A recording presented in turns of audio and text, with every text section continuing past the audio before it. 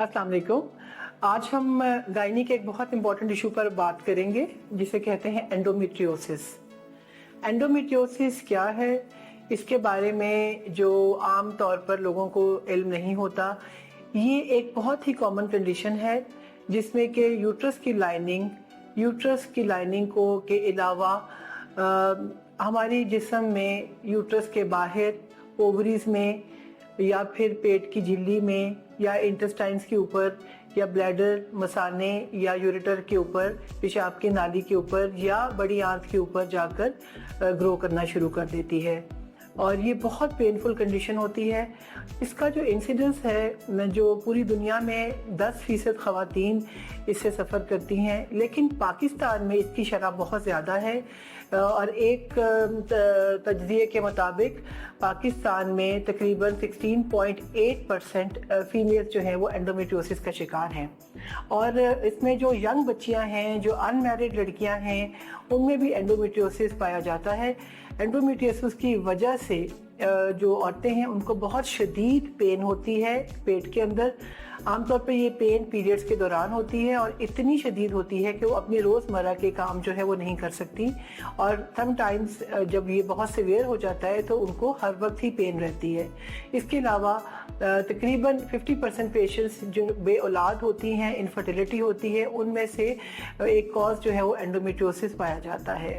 इसका जो इलाज और इसकी जो डायग्नोसिस है, इसकी तशख़ीस है, वो बर वक्त और जल्द होना बहुत ज़रूरी है।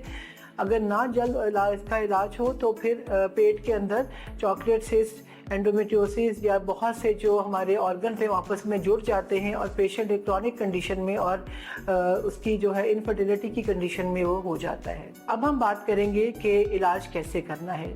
तशख़ीस इसकी जो है वो सिम्टम्स के थ्रू, इसके अलावा अल्ट्रासाउंड, MRI और डायग्नोस्टिक लेप्रोस्कोपी के थ्रू होती है। इलाज में अगर तो ये बहुत ग्रेड 1 है तो हम दवाइयों के साथ, कुछ गोलियों के साथ, जैसे जिसमें कॉन्ट्रासेप्टिव पिल्स भी आती हैं, हार्मोनल पिल्स आती हैं, उसका इलाज कर सकते हैं। लेकिन अगर पेट के अंदर रसौलियाँ बन गई हैं, चॉकलेट सिस्ट बन गई हैं, इनफर्टिलिटी है, चीज़ें आपस में जुड़ गई हैं, तो इसका इलाज सिर्फ सर्जरी है। और सर्जरी में आपके पास ओपन सर्जरी आती है जिसमें बड़े कट लगा के सर्जरी की जाती है, और फिर लैप्रोस्कोपिक सर्जरी है जिसे हम की होल सर्जरी कहते हैं, और जो लेटेस्ट है वो रोबोटिक सर्जरी है। लैप्रोस्कोपिक सर्जरी जो है वो हमारी 2D सर्जरी है और उसमें जो इंस्ट्रूमेंट्स होते हैं उनकी जो मूवमेंट है वो लिमिटेड होती है, जबकि जो रोबोटिक सर्जरी है वो 3D है, उसमें विजन बहुत क्लियर होती है और उसके जो इंस्ट्रूमेंट्स हैं उनकी जो मूवमेंट है वो बहुत ज़्यादा है, वो 720 डिग्री तक वो रोटेट कर सकते हैं। और क्योंकि इंस्ट्रूमेंट्स हैं उनकी जो मूवमेंट एंडोमेट्रियोसिस डीप सीटेड होता है और ऐसी जगहों पर होता है जो कि आम तौर पर रूटीन सर्जरी और या लैप्रोस्कोपिक सर्जरी से देखी नहीं जा सकती।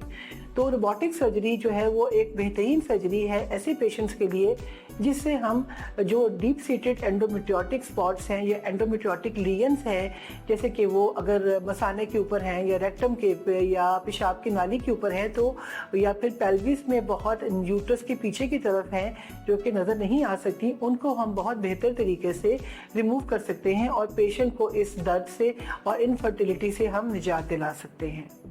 शुक्रिया।